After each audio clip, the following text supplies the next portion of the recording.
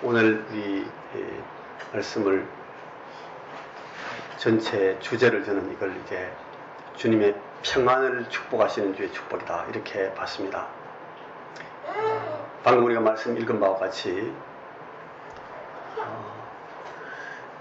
이제 예수님께서 치유받은 이 여인에게 돌아서셔서 묻습니다. 누가 내 몸에 손을 대었느냐? 우리가 지난번에 본 말씀에 따르면은 누가 내 크라스페돈을 움켜잡았느냐? 그렇게 물을 때 이 여인이 떨면서 아주 두렵게 떨면서 나와서 엎드려서 그 모든 내용들을 다 여쭙고 말씀을 합니다.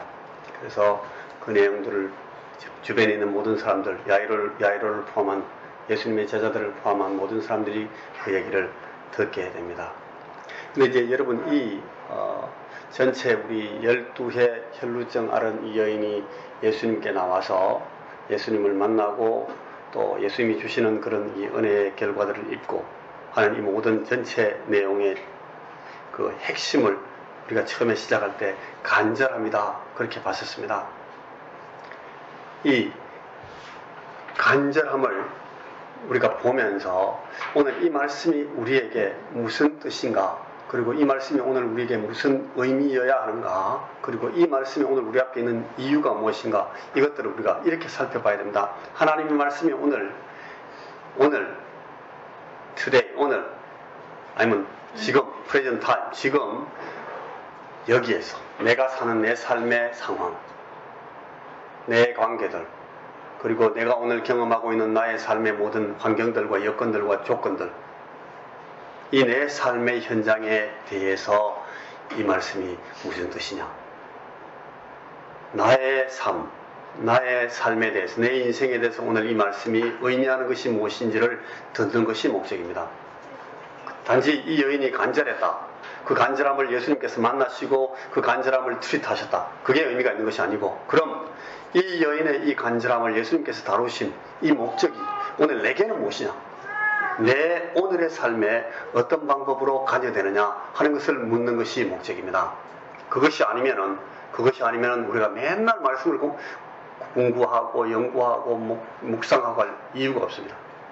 하나님의 말씀이 살아있다, 하나님의 말씀이 활력이 있다, 우리 그 히브리서 말씀같이 좌우의 날선 어떤 검보다 예리하다, 하나님의 말씀은 혼과 영과 및 관절과 골수를 찔러 쪼개기까지 한다, 그리고 이 하나님의 말씀은 우리의 마음과 생각과 뜻을 판단한다, 이렇게 말씀할 때 이 말씀은, 그러니까 내 몸, 여러분, 저와 여러분, 우리의 혼, 우리의 영, 우리의 관절과 우리의 골수를 이 말씀이 찔러 쪼개도록, 그리고 내 마음과 내 생각과 내 뜻을 지금 오늘 판단하도록 노출시키라는 뜻입니다. 이게 없으면 이 하나님의 말씀은 그냥 지나갑니다. 계속 지나갑니다. 귀에 들리고 지나갑니다. 눈에 보이고 지나갑니다. 아무것도 아닙니다. 그러나 내가 이 말씀 앞에 내 마음을 노출시키고 내 생각을 노출시키고 내 뜻을 관여시키면 그것이 이제 우리 안에서 이 말씀으로 작동하고 작용하게 된다. 그때 하나님의 말씀은 살아있다, 그런 뜻입니다. 오늘 그러니까 이 간절함, 이 여인이 주님 앞에 나왔을 때 그 간절함을 가지고 주님을 만난 그것이 어떤 식으로 내게 관여될 수 있는가, 오늘 내게 어떤 평안을 줄 수 있는가, 그리고 이 여인이 간절함으로 하나님 주님 앞에 나와서 그 모든 문제를 해결하는 것이 오늘 내게는 어떤 방식으로 작동할 수 있는가를 우리가 지금 여기서 이 말씀 앞에서 오늘 결정하는 겁니다. 자, 오늘 이 말씀을 저는 30절에서 32절 사이에는 주님이 내 간절함을 아신다 그렇게 봤고, 그 다음에 33절에서 34절 사이는 주님이 나를 반드시 회복시키신다 그런 말씀으로 봤습니다. 그리고 34절은 주님 나를 평안으로 들어가게 하신다 이런 말씀으로 저는 보고 있습니다. 이 제일 먼저 30절에 32절 사이 주님께서 내 간절함을 아신다라는 말씀은 바로 누가 내 크라스페도를 움켜잡았느냐 물으신 그 목적입니다.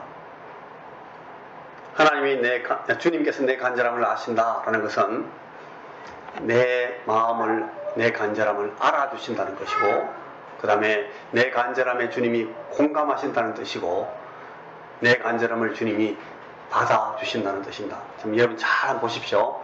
주님이 내 간절함을 알아주신다는 것이 무슨 뜻이겠습니까? 내 간절함을 주님이 아신다. 그러니까 이 여인이 가지고 나온 그 마음의 간절함을 주님이 아신다는 겁니다. 우리 본문을 보면 주님이 알고 계신다는 것이 보입니다. 그리고 이 여인이 갖고 계신 그 간절함에 대해서 주님께서 공감하신다는 것이 보입니다. 주님이 공감하십니다. 적극적으로 공감하십니다. 그리고 주님께서는 이 여인이 가진 그 간절함을 받으십니다. 주님이 알아주신다라는 것은 무슨 뜻인가 하면, 이 여인이 이 간절함을 갖게 된 그 과거의 배경, 그리고 현재의 그 간절함을 갖고 있는 현재의 그 간절함, 그리고 이 간절함이 결과시킬 미래의 그 간절함의 형태, 이 간절함이 진행할 것에 대해서 주님께서 알고 계신다는 겁니다. 이해하신다는 겁니다. 지난 12회 동안 이 여인이 얼마나 고통당했는지, 무엇을 잃고 어떤 실패를 경험했는지를 주님께서 아십니다. 그리고 이 여인이 지금 소외당하고 무시당하고 가난하고 절박하고 그러면서도 아무 힘이 없고 무기력하고 곧 죽을 것 같은 이 현재를 주님께서 알고 계십니다. 그리고 이 여인이 지금 자기가 전망할 수 있는 미래는 너무나 분명합니다. 절망적입니다. 그리고 이 고통은, 현재의 고통은 계속될 겁니다.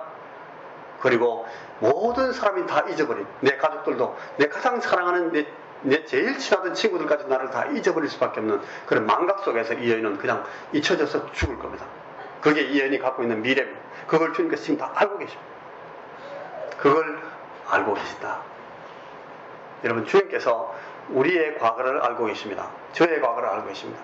제 과거의 실패들을 알고 계십니다. 제 과거의 모든 문제들을 알고 계십니다. 제 과거의 노력들을 알고 계십니다. 제 과거의 수고들을 알고 계시고, 제가 작지만 제가 성취한 그 과거의 내 과거를 주님께서 지금 알고 계십니다. 그리고 현재 내가 당하고 있는 그 과거의 결과로서 내가 지금 갖고 있는 내 현재, 그리고 내 현재에 지금 내가 힘을 쏟으면서 밀고 있는 내 현재를 주님께서 알고 계십니다. 그리고 내 미래를 나는 알지 못한다 할지라도 주님은 알고 계십니다. 주님이 아신다는 것은 이런 뜻입니다. 그리고 이 주님이 알아주시기 때문에, 주님이 아신다는 뜻은 그러므로 우리는 숨길 필요가 없다는 뜻입니다. 이 여인은 주님 앞에 자기의 문제를 숨길 필요가 없습니다. 왜냐하면 주님이 알고 계시기 때문에.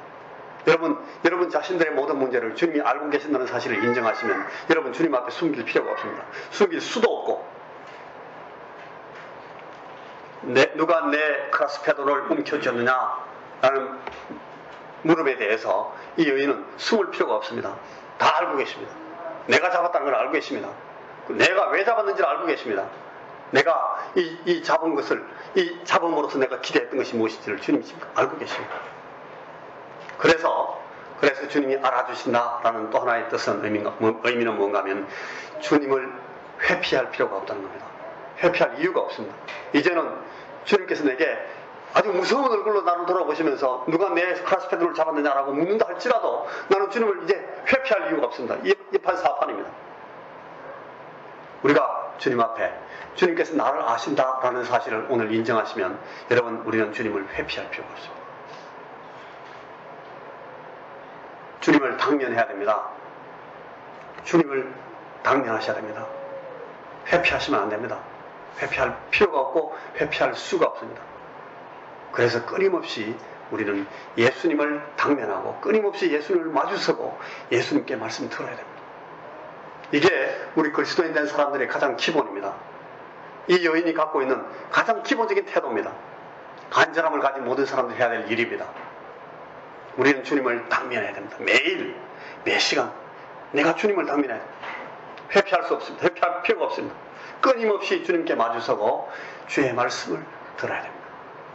그러면 이제 주님은 우리에게 공감하십니다. 그 사실을 우리가 알 수 있습니다. 주님은 우리에게 공감하십니다. 이 말씀은 성경 전체를 통해서 이 하나님의 인격, 예수님의 인격 자신을 소개할 때마다 늘 나오는 말씀입니다. 히브리서 4장 15절 같은 말씀, 여러분, 우리에게 있는 이 대제사장은 우리의 연약함을 동정하지 못하실 이가 아니요 모든 일에 우리와 똑같이 시험을 받으시리로되 죄는 없으시니라. 여러분, 이 이스라엘 역사에 보면은 많은 대제사장들이 나옵니다. 제사장들의 무리가 많고 그 제사장들이 많기 때문에 그 제사장들을 이 1반, 2반, 3반, 4반, 5반 반을 짰어요. 그래가지고 그 반별로 이제 돌아가면서 반차를 따라서 시무를 합니다. 그런데 그 제사장들 가운데 항상 이 하이 프리스트, 제일 두목 대제사장이 한 명 있어요. 그 대제사장은 이 모든 제사에 관련된 모든 성전의 일이나 이 제사에 관련된 일을 전부 이 스스로 결정하고 판단하고 책임지기 때문에 이 보통 사람들이 그 대제사장을 만나는 게 쉽지 않습니다. 제사장들도 대제사장을 늘 대면할 수가 없습니다. 그런데 예수님 자신이 내가 영원한 대제사장이라고 말씀하셨는데, 여러분, 이 예수님은, 이 대제사장은 말이에요, 이분은 우리가 저 멀리 있어서 만나지 못하는 그런 내 삶을 알지 못하는, 나도 그분이 어떻게 사는지 알지 못하는 그런 대제사장이 아니라는 거예요. 여러분 제 삶을 다 아십니까? 저는 이 시각교회 목사인데 뭐 저를 상당히 많이 아시는 분도 계십니다.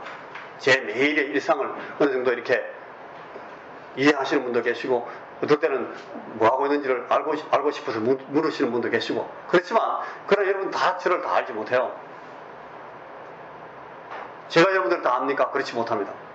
저도 막 기도하기 위해서 어떤 문제가 있는 그런 부분들에 내가 저 불화차려고 내가 이렇게 조심스럽게 다가가서 묻습니다. 어떠십니까? 그 일에 대해서 내가 어떻게 기도하면 좋겠습니까? 제가 묻습니다. 근데 조심합니다. 제가 함부로 했다가는 그분이 왜 그런 걸 목사님이 알라고 그래요? 이렇게 할 수 있으니까 제가 굉장히 조심스럽게 다가갑니다만 알고 싶을 때가 있어요. 그렇지만 다 알 수 없습니다. 그런데 이 대제사장은 우리의 연약함을 동정하신다. 저분이 우리의 강함과 우리의 자랑과 또 우리의 이 자부심 갖고 있는 그런 부분들에 대해서 아는 것을 말씀하시지 않고 우리의 연약함을 동정하신다. 옛날에 그 번역으로 하면 우리 약함을 체휼하신다. 몸으로 직접 체험하시고 그걸 불쌍하게 생각하신다. 우리의 연약함을 동정하지 못하실 리가 아니요 모든 일에 우리와 똑같이 시험을 받으신 이로되 죄는 없으시니라.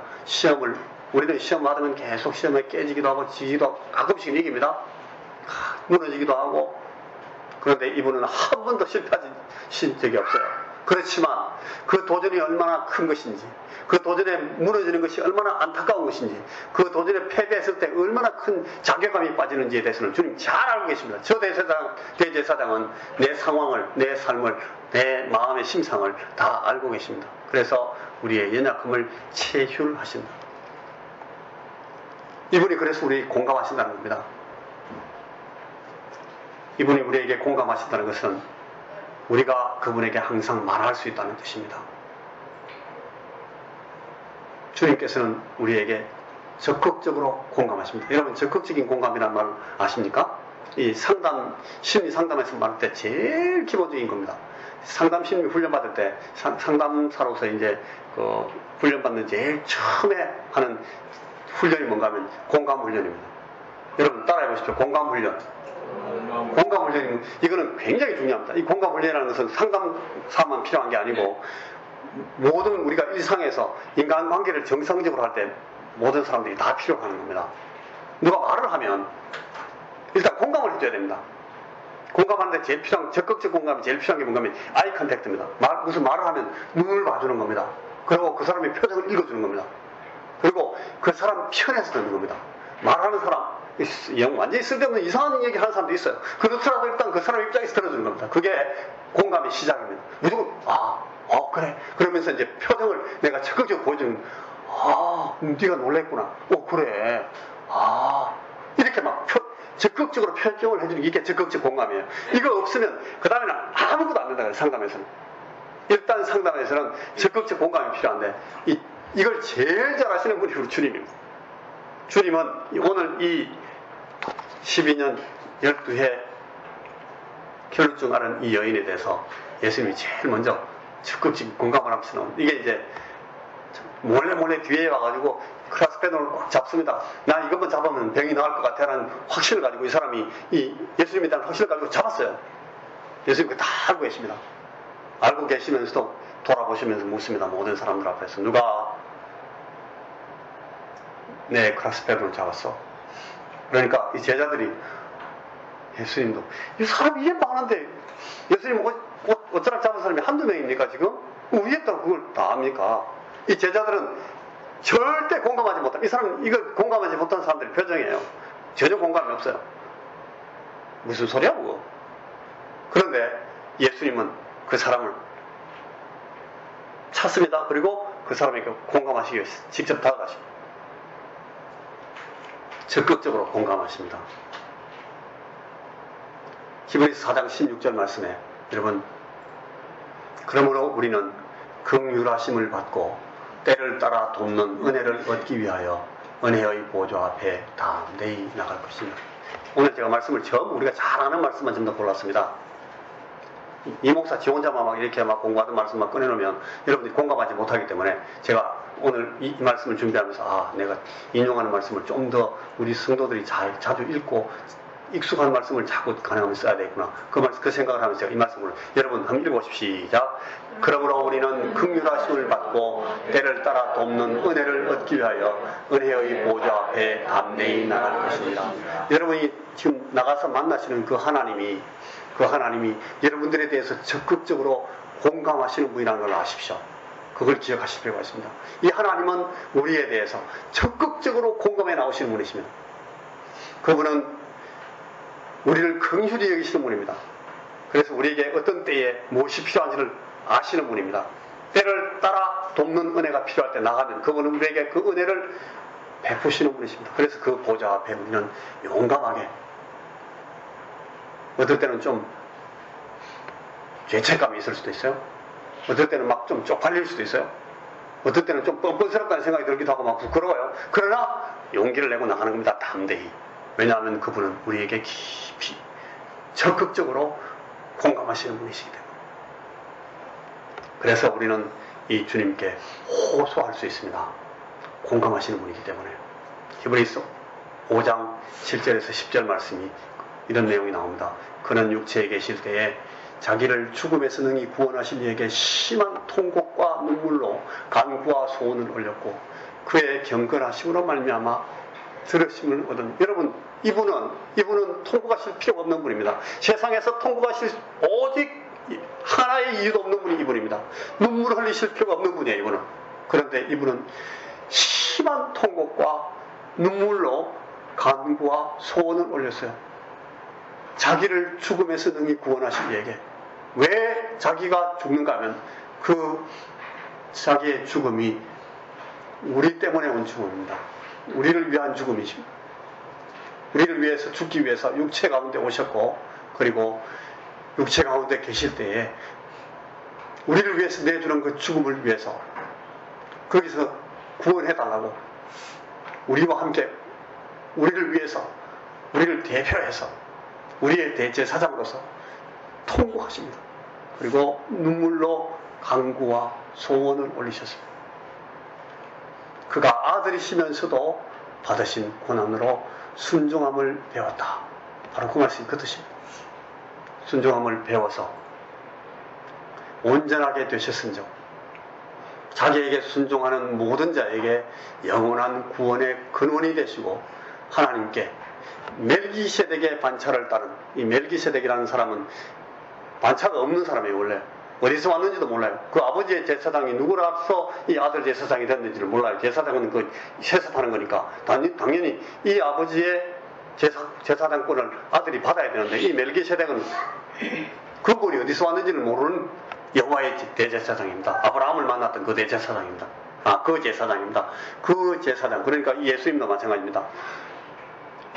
육신의 아버지가 물려준 그런 이 제사장의 반차를 쫓은 제사장이 아니에요. 멜기세덱처럼 하나님의 제사장인 것은 확실한데 그분이 사람들이 알 수 있는 건물을 갖고 있는 분이 아니에요.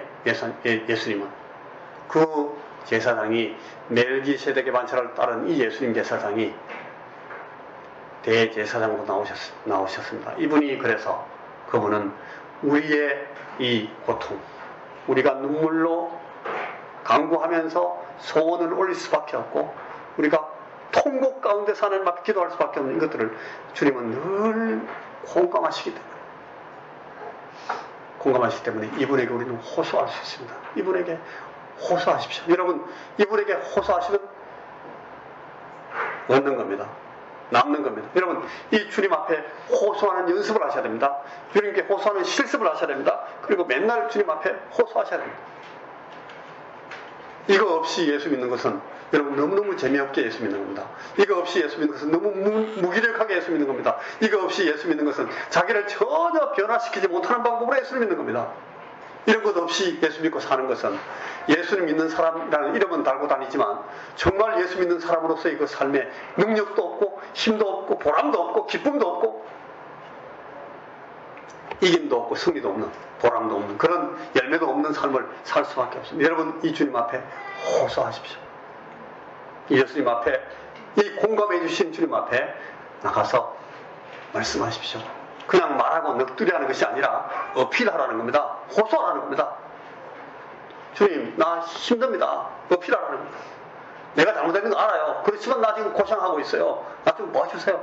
호소할 수 있어요. 도움을 요청하고 요구하라는 겁니다. 내 의지를 가지고. 그게 어필입니다. 그게 호소입니다. 그냥 넋두리 하지 말고 주님, 나를 봐주십시오. 내게 공감하신 주님, 나의 고통 봐주십시오. 나를 불쌍히 여겨주십시오. 내게 은혜를 베풀어 주십시오. 나를 이 문제 가운데서 건져주십시오. 나를 이 고통 가운데서 꺼내주십시오. 나를 불쌍히 여겨주십시오. 어필하셔야 됩니다. 그러면 이제 주님은 오늘 이 말씀 우리에게 보이는 게 뭔가 하면 받아주신다는 겁니다.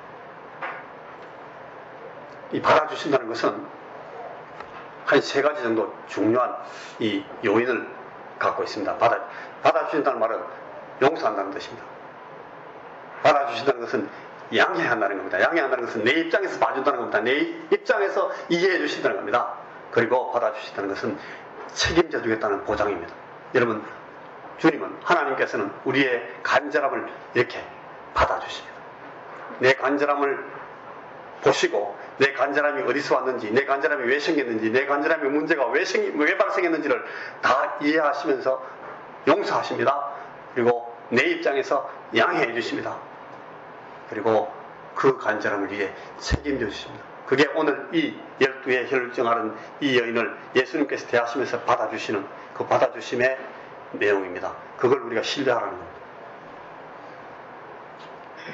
그 다음에 이 받아주신다라는 말은 여러분, 담대함을 가지고 사랑에 기댈 수 있다는 것을 설명하는 말입니다.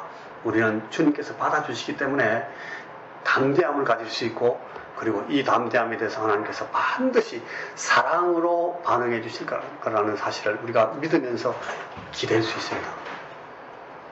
새 말씀을 봅니다. 요한복음 5장 17절 말씀에 예수께서 그들에게 이르시되 내 아버지께서 이제까지 일하시니 나도 일한다. 제가 17절 말씀을 잘못 쓴 것 같은데, 그 다음에 에베소서 4장 32절 서로 친절하게 하며 불쌍히 여기며 서로 용서하기를 하나님이 그리스도 안에서 너희를 용서하심과 같이 하라. 하나님이 그리스도 안에서 너희를 용서하신다. 제 말씀을 여러분 잘 보십시오. 하나님이 그리스도 안에서 우리를 용서하십니다. 하나님이 그리스도 안에서 우리를 용서하시는 용서가 어떤 용서겠습니까? 제가 저걸 계속 설명할 필요가 있겠습니까? 하나님이 그리스도 안에서 우리를 용서하셨습니다. 그런 용서를 가지고 우리가 서로 다른 사람들에게 용서하라. 서로 친절하게 하라. 서로 불쌍히 여기라. 내게 죄 지은 자를, 내게 빚진 자를 내가 탕감해주고 내게 죄 지은 자를 용서해주는 것 같이 나를 용서해 주십시오라고 우리가 기도하잖아요.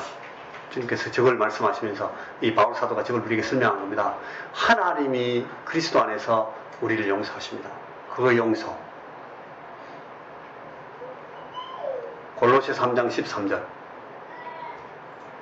누가 누구에게 불만이 있거든 서로 용납하여 피차 용서하되 주께서 너희를 용서하신 것 같이 너희도 그래라. 예수님께서는 우리를 자기 십자가를 지시면서 자기 생명을 내주시면서 용서하시잖아요. 그 용서, 그 용서의 본질을 우리가 가지고 서로 불만이 있거든 용납해 주라는 겁니다. 쉽지 않겠습니다. 가능하지 않겠습니다. 많이 불가능합니다. 그러나 우리가 저걸 추구하라는 겁니다. 주님께서는. 그리고 주님께서 먼저 우리에게 늘 저렇게 받아주신다. 용기를 내라. 이 말씀 앞에서 담대하라 하는 것이 오늘 우리에게 이 간절함을 가지고 나와서 주님 앞에 그 간절함을 이 해결받은 이 여인이 우리에게 보여주는 말씀의 내용입니다. 자, 이제 마지막 두 번째로 나가면 이제 여러분 33절 34절에서는 주님이 나를 반드시 회복시키신다 라는 말씀으로 갑니다. 여러분, 예수님께서 따라 네 믿음이 너를 구원했다 그렇게 말씀했습니다. 우리가 여러 날 동안 이 말씀을 봤습니다. 이 말씀은 적어도 세 가지를 우리에게 보여준다고 생각합니다. 문제를 주님께서 해결해 주십니다. 그리고 이 여인, 이 12의 혈루증을 이 여인을 주님께서는 만족해 하십니다. satisfied. 예, 어떤 분이 무슨 이야기 하면서 more than satisfied 그렇게 말하는 거 봤어요? 권성수 목사님이 more than satisfied. 예수님께서 우리에게 항상 우리를 make satisfy 합니다. 그리고 우리로 하여금 satisfied 됐다고 고백하게 만드십니다. 아, 주님 충분합니다. 제가 기대했던 것보다 훨씬 더 만족됐습니다. 그렇게 하게 해주신다는 겁니다. 따라 네 믿음이 구원했다. 네 믿음이 너를 구원했다는 것이 뜻입니다. 그러면서 주님은 주님의 사랑의 맥시멈을 우리에게 표현하십니다. 자, 주님께서 반드시 우리를 회복하신다는 말씀은 이 문제를 해결해 주신다는 뜻입니다. 주님은 문제를 해결해 주시는데 이 여인에게 하시는 것처럼 문제를 해결해 주실 능력을 갖고 계십니다. 주님은 능력을 갖고 계십니다. 여러분은 어떤 문제를 갖고 왔든지 그 문제를 해결하실 능력이 주님께 있습니다. 여러분 이 사실을 믿습니까? 그러면 나가야 됩니다. 그리고 주님은 능력만 갖고 계신 것이 아니고 우리 문제를 해결해 주실 의지를 갖고 계십니다. 내가 해줄게. I will do it. I will do it for you. 내가 너를 위해서 해줄게. I will do that. 내가 그거 하겠다. 주님께서는 이 will, 의지를 갖고 계십니다. 예수님은 능력이 있으시고 예수님은 내 문제를 해결할 의지를 갖고, 여러분이 어떤 문제를 갖고 계신지는 잘 모릅니다. 그러나 이 문제를 갖고 계실 때 주님 앞에 갖고 나가면 주님은 그 문제를 해결하실 것이라는 사실을 저는 믿습니다. 그리고 그 해결을 위해서 주님은 반드시 의지를 갖고 접근해 주실 것이라는 사실을 저는 이 말씀을 통해서 믿고 있습니다. 여러분 이 말씀 있습니까? 그래서 우리가 주님 앞에 갖고 나갑니다. 해 주십니다. 주님은. 그리고 해 주실 능력을 갖고 계십니다. 말로만 하지 않습니다. 주님은 절대 말로만 하시는 분이 아닙니다. 그리고 주님은 절대 이 생각으로 아이디어로만 하시는 분이 아닙니다. 우리는 말로만 하고 아이디어로만 끝나기 때문에 해결하지 못할 때가 너무 많습니다. 그런데 주님은 그렇게 하지 않습니다. 반드시 회복시키신다. 이것은 문제 해결을 원하신다, 의도하신다, 그리고 그 문제를 해결하실 계획을 가지신다 하는 겁니다. 주님 앞에 문제를 갖고 나가면 주님은 이 문제 해결을 원하시기 때문에 의지를 갖고 계시고, 그리고 의도를 가지시기 때문에 반드시 우리 문제를 해결할 계획을 가지십니다. 그리고 때때로 우리가 기도하면 주님께서 그 계획을 말씀해 주십니다. 자주자주 말씀을 들을 수 있습니다. 아, 그래? 네 문제 알고 있어. 내가 공감한다. 내가 그 문제를 풀어줄게. 의도를 갖고 계시고, 그 다음에 이걸 내가 이렇게 해결할게. 주님께서 우리에게 계획을 말씀해 주십니다. 얼마나 감사한지 모릅니다. 이것이 우리가 주님과 소통하는 정말 너무 실무적이고 실제적인 소통의 방법. 자, 이제 마지막으로 주님께서 반드시 회복시키신다는 말씀의 뜻은 주님은 이것을 사랑을 표현하시면서 하신다는 뜻입니다. 주님은 나를 목표로 삼으십니다. 내가 문제를 갖고 있는 나를, 주님은 그 문제 자체에 집착하시는 것이 아니고, 그 문제의 해결의 결과로서 주님께서 뭘 얻으시겠다는 것이 아니고, 주님은 그 문제를 왜 해결하시는가 하면 나를 목표로 삼으시기 때문에 합니다. 나를 잡으시려고, 내게 은혜를 베푸시려고, 나를 키우시기 위해서, 나를 성숙하게 하시기 위해서, 내 인생을 완성시키시기 위해서 내가 가진 내 가정, 내가 가진 내 목표, 내가 가진 내 계획을 주님께서 편들어 주시기 위해서 나를 목표로 삼으시고 해결해 주십니다. 여러분, 이 사실을 믿으셔야 합니다. 이걸 믿지 않으시면 여러분의 기도는 아무 소용이 없습니다. 그리고 주님은 오늘 나를 위해서 오시고 나와 함께 걸어가시려 한다 하는 사실을 여러분, 이 12해 혈루증 앓는 여인의 이 사건에서 보셔야 됩니다. 주님은 나를 위해서 오십니다. 그리고 나와 함께 걸어가십니다. 야이로에게 하시는 것처럼 여인에게 하십니다. 그래서 여러분, 우리가 하지 말아야 될 것은, 이 모든 결과 때문에 우리가 하지 말아야 될 것이 뭔가 하면 포기하지 말아야 됩니다. 포기하지 마라. Never give up. 우리는 포기하면 안 됩니다. 왜냐하면 주님께서 반드시 회복시키실 것이기 때문에. 주님께서 회복시키실 것인데 우리가 포기해버리면 그건 너무너무 큰 손해입니다. 그죠? 자, 이제 34절 마지막으로, 그래서 주님 나를 평안으로 들어가게 하십니다. 이 과정들을 통해서 주님께서 이루신 모든 결과를 우리에게 하신 말씀, 평안히 가라. 네 병에서 놓여 건강하라. 여러분, 마음에 평안이 필요합니다. 저에게도 평안이 필요합니다. 주님, 내게 평안을 주시옵소서. 내가 날마다, 오늘 우리 예배 시작하면서 기도했습니다. 주님, 내가 주님 앞에 예배합니다. 근데 내 마음이 주님 앞에 평안한 마음으로 주님 앞에 나가서 예배드려야 주님께서 기뻐하실 것 같습니다. 내게 내 마음 가운데 평강을 주옵소서. 우리가 막 추구하는 목적이나 목표가 있기 때문에 우리 때때로 막 몰립니다. 그러나 주님은 우리에게 평안 주십니다. 그리고 네 병에서 놓여 건강하라. 예수님이 우리의 병을 풀어주십니다. 그리고 건강을 회복시켜 주실 수 있는 분이십니다. 그래서 주님 내게 저 말씀하십니다. 이 말씀은 세 가지입니다. 참 평안을 우리에게 주신다. 그리고 오늘 이 여인에게 하시는 말씀의 뜻을 가만히 들여다보면 주님께서는 하나님 나라를 주십니다. 하나님의 나라를 주십니다. 하나님 나라를 주심으로써 우리에게 평강을 주십니다. 그리고 생명을 누리게 하십니다. 그게 이 오늘 주님께서 하신 말씀의 그 뜻입니다. 네가 정말 간절히 원하는 것, 네가 정말 필요로 하는 것을 내가 알고 있다. 그래서 내가 네게 평강을 준다. 주님 그걸 주십니다. 여러분, 때때로 우리가 기도할 때 내가 뭘 원하는지 모르고 기도할 때도 있어요. 저는 가끔씩 그런 걸 기도하면서 놀랍니다. 아니, 내가 뭘 지금 기도하는지 모르고 기도하고 있구나. 그런데 그걸 하나님은 아십니다. 야, 니 쓸데없는 그런 이상한 걸 기도하냐? 하나님은 알고 계십니다. 그리고 내게 정말 필요한 것을 그분이 아시면서 주십니다. 그래서 우리를 평안하게 하십니다. 그리고 평안으로 들어가라 하는 것은 하나님 나라에 관한 것입니다. 주님은 우리에게 이 하나님 나라라는 것을 가지고 모든 문제를 다 풀어주십니다. 이 하나님 나라는 뭔가 하면 나를 위한, 내게 필요한, 내게 평강을 주시기 위한, 내게 참 평안을 주시기 위한 시스템입니다. 하나님 나라를 여러 가지로 설명할 수 있는데 오늘 이 본문이 우리에게 설명한 내용을 보면 하나님이 우리에게 평강 주시는 시스템이 하나님 나라, 그리고 하나님께서 우리에게 평강 주시는 그 스트럭처, 구조가 이 하나님 나라. 하나님 나라를 우리에게 준비하셔서 하나님은 우리에게 평안을 주십니다. 최종적이고 완벽하게 하나님이 이 하나님 나라를 우리에게 준비해 주십니다. 요한복음 14장 1절에 너희는 마음에 근심하지 말라. 하나님을 믿으니 또 나를 믿어라. 내 아버지 집에 거할 곳이 많도다. 주님은 우리가 거할 곳, 내가 거주할 시스템, 내가 거주할 공간, 그 구조를, 스트럭처를 만드시기 위해서 지금 가십니다. 아버지에게. 그리고 그걸 준비하셨습니다. 준비하시고 지금 기다리고 계십니다. 그렇지 않으면 너희에게 이르시리라. 내가 너희를 위하여 거처를 예배하러 간다. 주님께서 지금 프레젠트 타임, 지금 주님께서 하고 계신 일이 이겁니다.